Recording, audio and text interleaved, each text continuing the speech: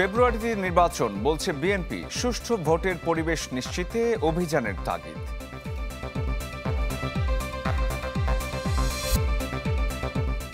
তফসিলের আগেই পদত্যাগের ঘোষণা আসিফ মাহমুদের। গুলশানে চাঁদাবাজির অভিযোগ নাকচ।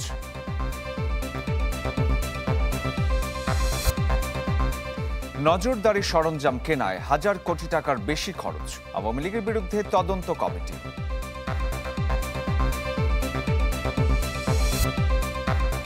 চট্টগ্রামে ইউসিবি ব্যাংকে আয়নাবাজি, 22 শ্রমজীবীর নামে 250 কোটি টাকা তুলে নিল সংঘবদ্ধ চক্র।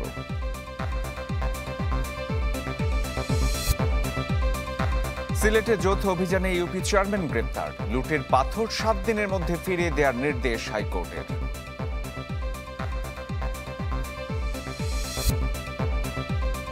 রাজধানীতে 2 খুন, বনানীতে বন্ধুর ছুরিকাঘাতে প্রাণ গেল যুবকের, শেওড়াপাড়ায় গৃহবধূ হত্যা।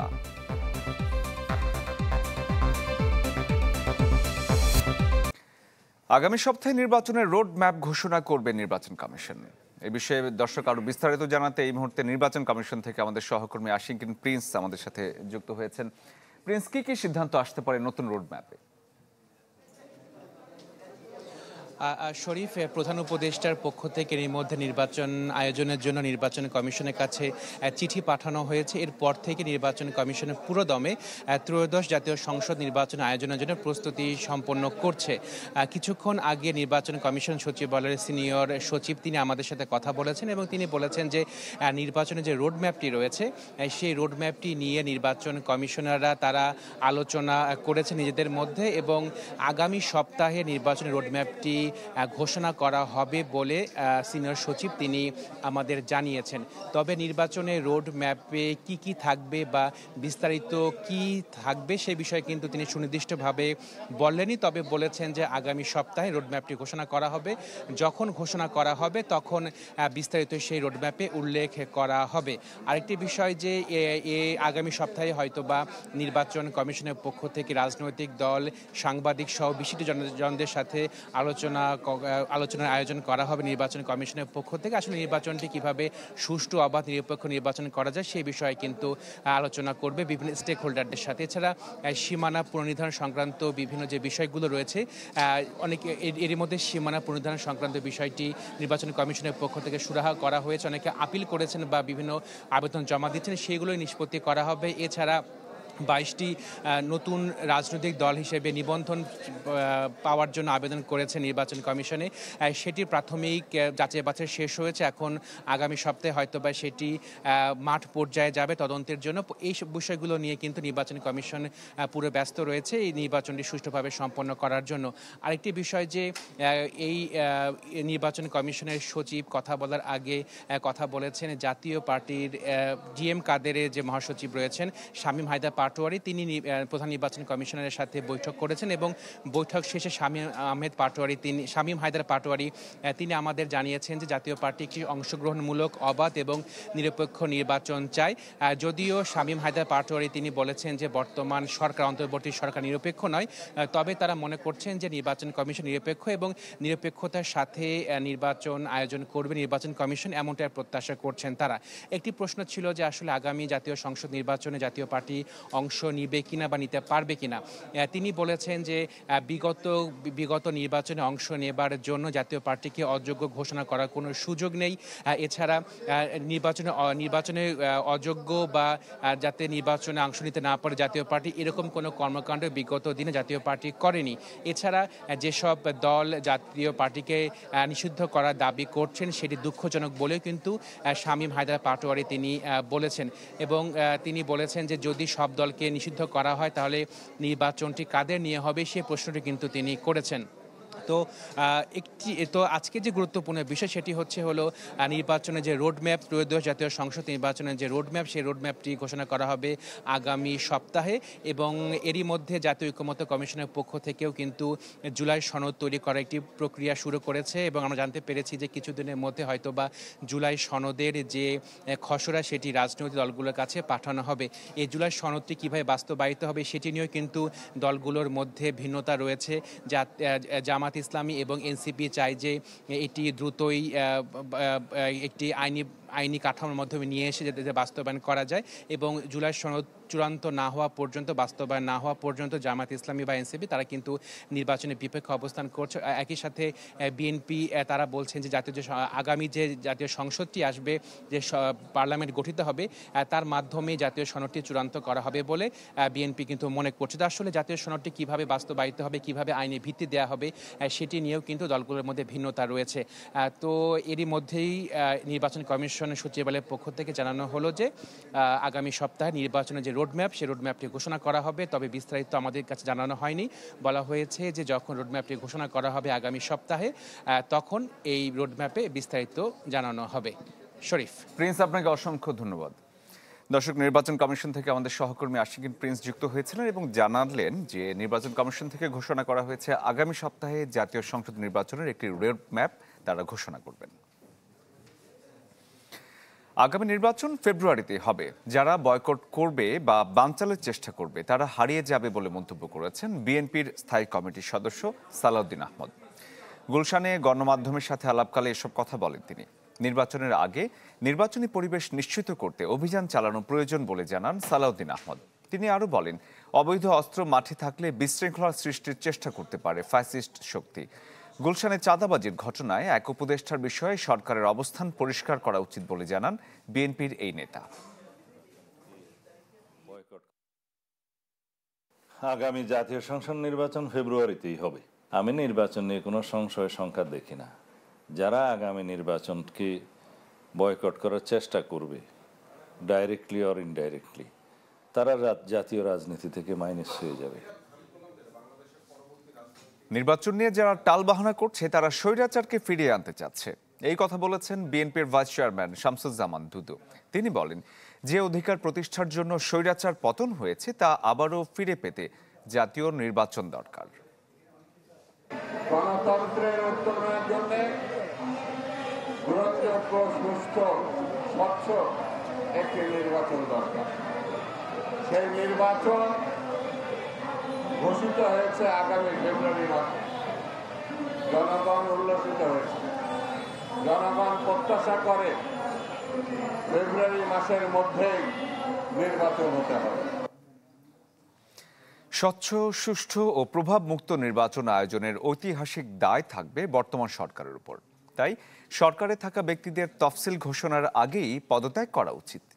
সচিবালয় ব্রিফিংয়ে এই মন্তব্য করেছেন স্থানীয় সরকার, পল্লী উন্নয়ন ও সমবায় উপদেষ্টা আসিফ মাহমুদ সজীব ভুঁইয়া। নিজের নির্বাচন করার বিষয়ে এখনও চূড়ান্ত সিদ্ধান্ত নেননি বলে জানান আসিফ মাহমুদ। তিনি বলেন, কেউ পদত্যাগ করলে সে শূন্যস্থান কিভাবে পূরণ হবে সেটি সরকারের সিদ্ধান্ত। এ বিষয়ে সরকারের ভেতরে চূড়ান্ত আলোচনা হয়নি। 1 বছর পর সরকারের মূল্যায়ন করতে গিয়ে তিনি বলেন, অর্থনীতি ভালো হয়েছে, দ্রব্যমূল্য নিয়ন্ত্রণে আছে। এর বাইরে গণ অভ্যুত্থানের অনেক আকাঙ্ক্ষাই পূরণ হয়নি। এদিকে চাঁদাবাজি সংশ্লিষ্টতার বিষয়টিকে সম্পূর্ণ রাজনৈতিক উদ্দেশ্য প্রণোদিত বলে মন্তব্য করেছেন আসিফ মাহমুদ।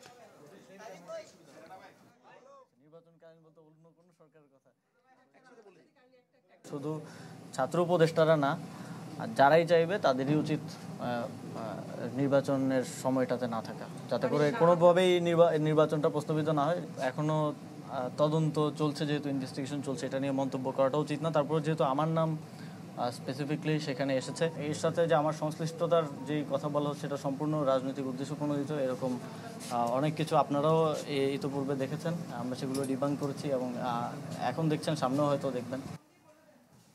নাগরিক অধিকার হরণের জন্য বিগত সরকারের সময় অবৈধ নজরদারির সরঞ্জাম কেনা হয়েছে বলে জানিয়েছে প্রেস সচিব শফিকুল আলম। তিনি বলেন, কত টাকার কেনা হয়েছে এটা খতিয়ে দেখতে কমিটি গঠন করা হয়েছে। আগের গভর্নমেন্ট কিভাবে এইটাকে আড়িপাতা কিভাবে ওরা ইউজ করেছে এবং আনলফুলি কিভাবে প্রকিউরমেন্ট প্রসেসটা থেকে কিভাবে ইউজগুলো হয়েছে, পুরো জিনিসটা আপনার আমার কিভাবে নাগরিক অধিকার খর্ব করা হয়েছে, এই পুরো জিনিসটা এই কমিটি দেখবেন। ওয়ার্ল্ড ক্লাস ইনোভেশন নিয়ে ওয়ালটন এখন দেশের সীমানা পেরিয়ে পৌঁছে গিয়েছে 50টিরও বেশি দেশে। ব্যাংক খাতে আরেক আয়নাবাজি। কিছু মানুষ যারা ঠিকমতো সই করতে জানেন না, কখনোই যাননি ব্যাংকেও, অথচ কক্সবাজার এবং বান্দরবানের এমন 22 শ্রমজীবীর নামে ইউসিবির চট্টগ্রামের একটি শাখা থেকে প্রায় 250 কোটি টাকা তুলে নিয়েছে সংঘবদ্ধ একটি চক্র। চ্যানেল 24-এর অনুসন্ধানে উঠে এসেছে ঋণের নামে বিপুল পরিমাণ এই টাকা তুলে নেয়ার বিস্ময়কর জালিয়াতির তথ্য। আর এই সব কিছুই হয়েছে যখন ব্যাংকটির নিয়ন্ত্রণ ছিল সাবেক ভূমিমন্ত্রী সাইফুজ্জামানের পরিবারের হাতে। আজিম নিহাদের অনুসন্ধান, ক্যামেরায় ছিলেন সেলিমুল্লাহ এবং সাদেক হোসেন খোকা।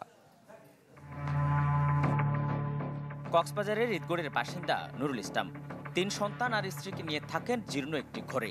যার দিনে এনে দিনে খাওয়াই মুশকিল, সেই তিনিই শিকার হয়েছেন বড় এক প্রতারণার। আমি এই মুহূর্তে যে বাড়ির সামনে আছি সেই বাড়ির মালিক নুরুল ইসলাম।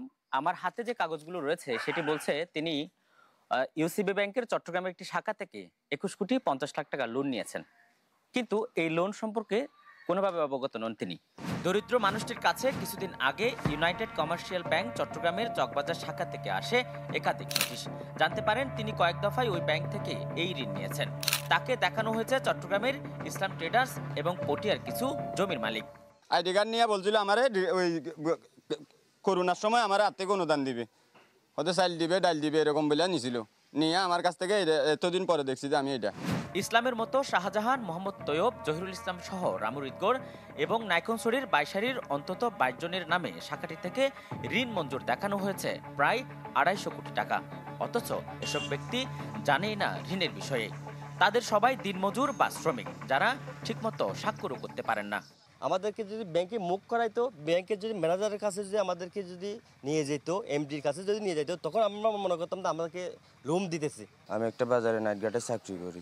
আমার নামে হচ্ছে 7.5 কোটি টাকা লোন, শুধু আসলে হচ্ছে আপনার 10 কোটি 62 লাখ টাকা। তোমার নামে এত টাকা লোন, কত টাকা? 6 কোটি 84 লক্ষ 44 টাকা 3 পয়সা। তো আমাদেরকে টাকা দেওয়ার কথা বলে নিয়েছিল, পরে ওখানে চাকরি করতো, তার টাকা দেয় নাই।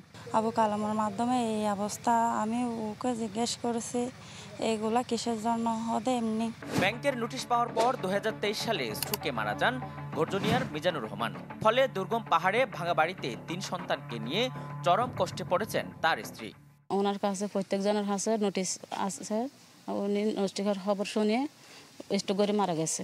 ঈদগড়ের ভুক্তভোগীরা বলছেন 2021-22 সালে করোনার সময় সহায়তার কথা বলে স্থানীয় মিজানুর রহমান নামে এক ব্যক্তি তাদের কাছ থেকে জাতীয় পরিচয়পত্র নেন। কয়েক মাস পর চট্টগ্রামের পটিয়ায় গিয়ে সহায়তার জন্য ফরমে স্বাক্ষর দেন তারা। বছর 2 পর তাদের কাছে ব্যাংক ঋণের নোটিশ আসা শুরু হলে জানতে পারেন জালিয়াতির বিষয়টি। একই অবস্থা বাইশারির ভুক্তভোগীদেরও। চাকরির প্রলোভনে নুরুল বসর নামে এক ব্যক্তির মাধ্যমে তাদের কাছ থেকে নেওয়া হয় জাতীয় পরিচয়পত্র। তারা বলছেন পটিয়ায় নিয়ে তাদের কাছ থেকে স্বাক্ষর নেওয়া ফরমগুলো ছিল ইংরেজিতে লেখা। পরে তাদেরকে 20,000 40,000 টাকা করে আর্থিক সহায়তা দিয়ে গ্রামে পাঠিয়ে দেওয়া হয়। পরবর্তী জানতেছি যে ওনারা স্বৈরাচার পেশি সরকারের একটা সিন্ডিকেট, বড় নেতারা। দস্তক নেওয়ার পরে তারপর টাকা 20,000 করে দিছি। 2টা না 3টা কাগজের মধ্যে দস্তক নিছে, তো এই দস্তক নিয়ে আমরা চলে আসি। আমাদেরকে একটা কোম্পানির চাকরি দেবে বলছে, তো চাকরি দেওয়ার বিষয় সুবাদে আমরা আইডি কার্ডগুলো দিয়েছি। কয়েকদিন আগে ফোন করে বলছে যে আপনার নামে মামলা হয়েছে, মানে আপনাকে এখন মামলার পরিচালনা করতে হবে। মিজানুর ও নূরবসর নামে যে দুজনের মাধ্যমে মানুষের জাতীয় পরিচয়পত্র সংগ্রহ করা হয়েছিল তারাও ফেসে গেছেন ঋণের ফাঁদে। তারা জানান প্রতারক চক্রের সদস্য আবুল কালাম ঈদগড়ের বাসিন্দা এবং নূরবসরের ভগ্নিপতি। কালাম দীর্ঘদিন ধরে পটিয়ায় থাকার সুবাদে পরিচয় হয় প্রতারক চক্রের সদস্য মুস্তাফিজুর রহমান, শাহজাহান ও নুরুল আনোয়ারের সাথে। তারা মিলে এই দুজনকেও ভাসিয়ে দেন প্রায় 20 কোটি টাকার ঋণের জালে। আবুল কালাম আমাকে বলছে যে তুমি কয়েকটা কার্ড কালেকশন করো, মানে আমরা আর্থিক অনুদান, বাইরের সস্তা আর্থিক অনুদান দেব। সাদা কাগজ আর একটা সাদা কাগজ, একটা নীল কাগজ, ওইটার মধ্যে মানে কি সাইন নিছে আমার। এমন জালিয়াতি ও প্রতারণায় বিস্মিত জনপ্রতিনিধি ও স্থানীয়রা। ওনার নুন আনতে পান্তা পুরাই, ওই রকম ফ্যামিলিতে এত কোটি কোটি টাকা লোন, এরা বাঁচবে কিভাবে? প্রতারক মুস্তাফিজ, শাহজাহান ও নুরুল আনোয়ারের বাড়ি পটিয়ায় হলেও তাদের অফিস ছিল চট্টগ্রামের নন্দনকানন জেকে টাওয়ারে। সেখানে খুঁজতে গিয়ে জানা যায় কয়েক মাস আগে তারা অফিস সরিয়ে নিয়েছেন 3 কুলস্থ বিএনবি টাওয়ারে। তবে সেখানে গিয়েও মিলেনি সন্ধান, সাড়া মিলেনি মুঠোফোনেও। এমনকি তাহলে ওদের মেয়ের কাছে ছিল যে ব্যাংকের কাছে ব্যাংক ট্যাং এগুলো লেনদেন করতো, ডকুমেন্ট পত্র আনতো, নিত, দেখতাম। এবার আমাদের গন্তব্য ইউসিবি চকবাজার শাখা। সেখানে গেলে সবেমাত্র যোগদান করেছেন জানিয়ে ম্যানেজার ডেকে আনেন অপারেশন ম্যানেজারকে, কারণ তিনি ঋণ মঞ্জুরের সময় এই শাখায় দায়িত্বে ছিলেন। অপারেশন ম্যানেজারও ক্যামেরার সামনে কথা বলেননি।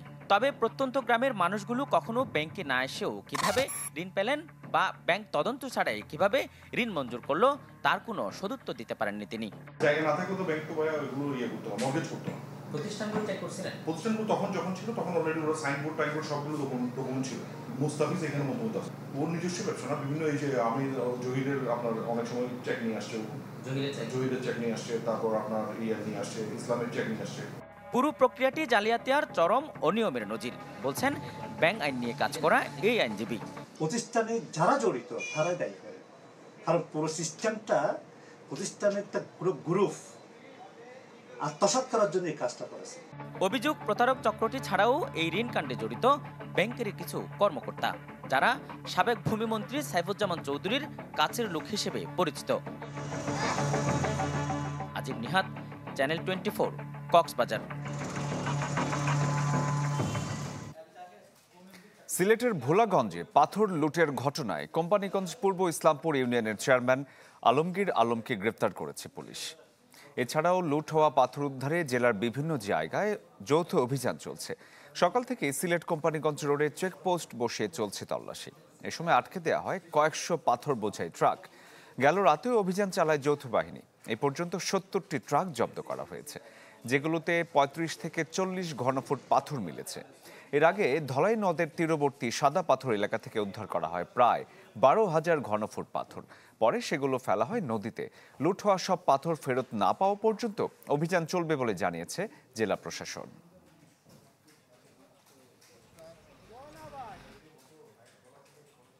দর্শক, সিলেটে লুট হওয়া পাথর উদ্ধারে অভিযান চলছে এবং যৌথ বাহিনী এই অভিযানের নেতৃত্বে আছে। সেখানে রয়েছেন আমাদের সহকর্মী নীল মাহবুব এবং ক্যামেরায় আছেন মমিনুল হক আফান, তিনি সরাসরি যোগ দিয়েছেন আমাদের সাথে। নীল, সিলেটের ভোলাগঞ্জের এই মুহূর্তের অবস্থা কি? অভিযান চলছে, একদিকে আবার পাথর লুটও হলো, আপনি কেমন দেখছেন এখন?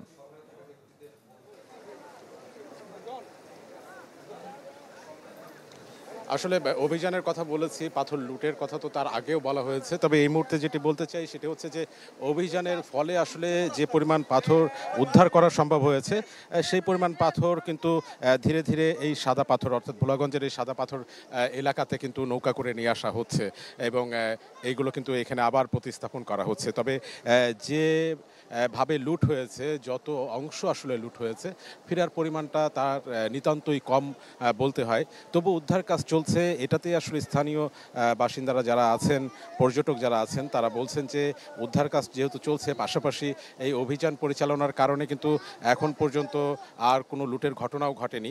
তো এইটাতে তারা আসলে মানে বলছে আশা প্রকাশ করছেন। তবে তাদের একটি কথা, সেটা হচ্ছে যে এটাই আসলে শেষ সমাধান না। যারা পর্যটক তাদের সাথে আমরা কথা বলেছি, যে এই মুহূর্তে আপনি দেখতে পাচ্ছেন যে জেলা প্রশাসক তিনি আসলে পরিদর্শনে এসেছেন যে প্রতিস্থাপনের কাজ আসলে ঠিকমতো চলছে কিনা, এবং এই মুহূর্তে সাংবাদিকদের সাথে কথা বলছেন। আমরাও তার আসলে কথা শুনবো যে কি পরিমাণ পাথর আসলে উদ্ধার করা গেল। গতকাল পর্যন্ত 12,000 ঘনফুট পাথর উদ্ধার করা হয়েছে। আজকে 70টি ট্রাক জব্দ করা হয়েছে।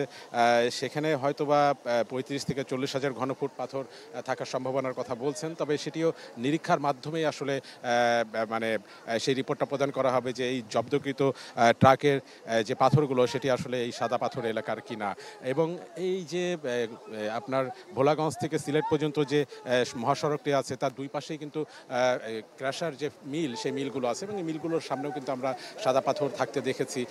এবং তারা বলছেন যে এই পাথরগুলো 2-2.5 মাস আগের, কারণ তাদের বিদ্যুৎ যোগাযোগ 2-2.5 মাস ধরে বিচ্ছিন্ন আছে, তাদের কোনো কাজ আসলে এখানে হচ্ছে না। তো সব কিছু মিলিয়ে কিন্তু এই মুহূর্তে এই ভোলাগঞ্জের সাদা পাথর এলাকায় পাথর ফিরতে শুরু করেছে, তবে সংখ্যায় নিতান্তই কম বলা যায়। নীল, ধন্যবাদ আপনাকে। দর্শক, আমাদের সাথে জাফলং থেকে আমাদের আরেকজন সহকর্মী আজহারউদ্দিন শিমুল যুক্ত হয়েছেন। শিমুল, এবং এই জাফলং এবং ভোলাগঞ্জে এই যে লুটের ঘটনা, তারপর আবারও অভিযান, কিছু কিছু পাথর ফিরে আসা, জাফলংয়ের কি অবস্থা? পর্যটকরা কি ভবিষ্যতে সেখানে যেতে পারবে বা সেই আগের সৌন্দর্য কি দেখতে পাবে কিনা?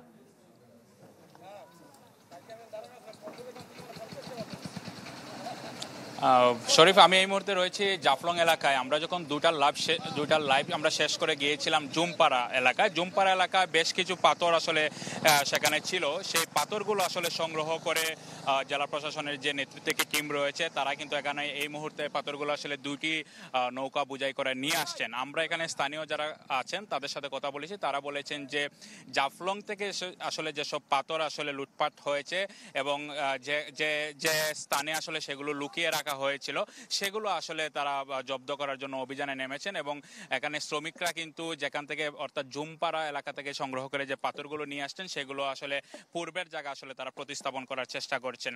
এবং আমরা এখানে যারা উপজেলা নির্বাহী কর্মকর্তা রয়েছেন তিনি আমরা দেখেছি সকাল থেকেই কিন্তু যে টিম রয়েছে টিমের সাথে তিনি রয়েছেন এবং আমরা এখন একটু তার সাথে কথা বলার চেষ্টা করব। আমাদের সাথে রয়েছেন গোয়েনঘাট উপজেলার নির্বাহী কর্মকর্তা জনাব রতন কুমার অধিকারী। আপনার কাছে জানতে চাইবো যে সারাদিন ধরেই তো এই অভিযান চলছে, আজকে কত ঘনফুট আপনারা উদ্ধার করতে পারলেন আর কতদিন এই অভিযান চলবে? ধন্যবাদ। আমাদের অত্যন্ত সুন্দর একটি পর্যটন কেন্দ্র জাফলং। আমাদের এখানে যে 0 পয়েন্টের পাথর কিছু পরিমাণ এখান থেকে সরে গিয়েছিল, তো আমরা এগুলো চেষ্টা করছি সকাল থেকে। আজকে আমাদের অভিযান অব্যাহত আছে। এই পর্যন্ত আমরা 2000 ঘনফুটের মতো উদ্ধার করে আমরা এখানে রেখেছি এবং আমাদের অভিযান কার্যক্রম চলছে, সেটা অব্যাহত থাকবে যে পর্যন্ত আমাদের তল্লাশি করে যেখানে যেখানে পাবো সবগুলো এখানে প্রতিস্থাপন করবো। আমরা দেখেছি যে সিলেট গোলাগঞ্জ রোডে আসলে অনেকগুলো চেকপোস্ট বসানো হয়েছে। এক্ষেত্রে আপনার নিয়ন্ত্রণাধীন এলাকা গোয়েনঘাটে কতগুলো চেকপোস্ট বসানো হয়েছে এবং সেটার আপডেট পরিস্থিতি কি? আমাদেরও চেকপোস্ট এখানে নলজুড়ি এখানে একটি চেকপোস্ট আমাদের আছে, তাছাড়া অন্য রুটেও আছে। তো এই চেকপোস্টগুলোতে আমাদের নিয়মিত টহল অব্যাহত আছে এবং রাতেও তারা সারা রাত টহল করবে। ধন্যবাদ। আসলে শুনছিলেন তিনি বলছেন যে তাদের যে চেকপোস্ট বসানো হয়েছে সেগুলোতে আসলে অভিযান অব্যাহত রয়েছে এবং যৌথ বাহিনীর নেতৃত্বে কিন্তু আসলে চেকপোস্টগুলো আসলে কাজ করে যাচ্ছে। আমরা দেখেছি যে সিলেট তামাবিল যে মহাসড়ক রয়েছে মহাসড়কে অনেকগুলো আসলে ট্রাকের সারি আমরা দেখতে পেয়েছি যেগুলো আসলে যৌথ বাহিনীর যে চেকপোস্ট সেগুলো আসলে আটকে দিয়েছে এবং তারা বিভিন্ন যাচাই বাছাই করে দেখছে তাদের আসলে পাথরগুলো আসলে এলসি করা কিনা অর্থাৎ আমদানি করা কিনা। যদি আমদানি করা হয়ে থাকে এবং বিভিন্ন যাচাই বাছাই শেষে সেগুলো কিন্তু ছেড়ে দেওয়া হচ্ছে। এবং আপনাদের জানিয়ে রাখি যে পর্যটকরা আসলে এই খবর পাওয়ার পর নিশ্চয়ই আসা শুরু করবেন এবং এখানকার স্থানীয় ব্যবসায়ীরাও আমাদের বলেছেন যে তাদের আসলে জীবিকা আসলে নির্ভর করে এখানকার পর্যটকদের উপরে। তারাও চান পর্যটকরা এখানে আসুক এবং জাফলংয়ের যে সৌন্দর্যতা ফিরে আসুক। শরীফ, শিমুল, ধন্যবাদ আপনাকে। দর্শক, আমাদের দেশের চমৎকার দুটি পর্যটন স্পট সিলেটের ভোলাগঞ্জ এবং জাফলং থেকে আমাদের সহকর্মীরা যোগ দিয়েছিলেন। ভোলাগঞ্জের লুট হওয়া সাদা পাথর 7 দিনের মধ্যে আগের জায়গায় ফেলার নির্দেশনা দিয়েছেন হাইকোর্ট। সাথে চাওয়া হয়েছে উত্তোলনের সঙ্গে জড়িতদের তালিকা। এদিকে সিলেটে সাদা পাথর লুটের ঘটনা তদন্ত করে দায়ীদের বিরুদ্ধে দ্রুত ব্যবস্থা নিতে হাইকোর্টে রিট দায়ের করা হয়েছে। একটি দ্বৈত বেঞ্চে এর শুনানি হবে আগামী রবিবার। সুপ্রিম কোর্টের আইনজীবী মীর কে এম নুরুন নবী রিটটি দায়ের করেন। সাদা পাথরে অবাধে পাথর লুটপাট চলছে এমন সংবাদ ছড়িয়ে পড়ার পর দেশ জুড়ে শুরু হয় আলোচনা। পরে এ নিয়ে দৌড়ঝাঁপ শুরু করে স্থানীয় প্রশাসন। বুধবার দুদকের একটি টিমও সেখানে অভিযান চালায়।